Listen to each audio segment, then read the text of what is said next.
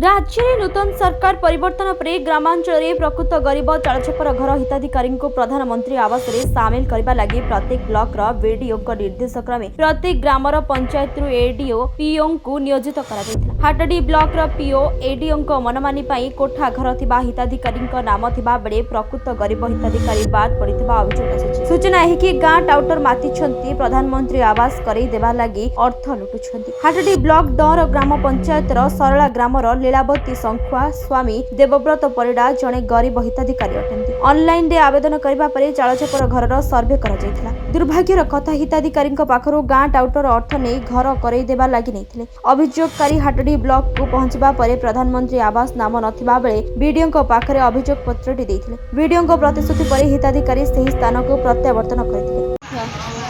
कोन आइछि घर लिस्ट कटि जाइए आर आवेदन करी लिस्ट ऑनलाइन करी कटि जाइए।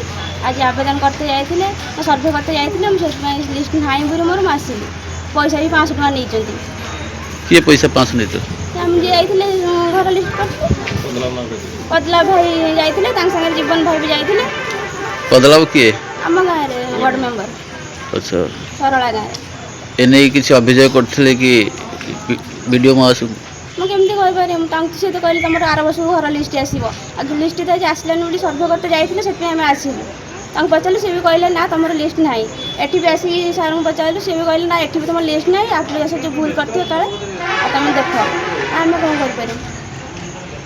ब्यूरो रिपोर्ट निरपेक्ष।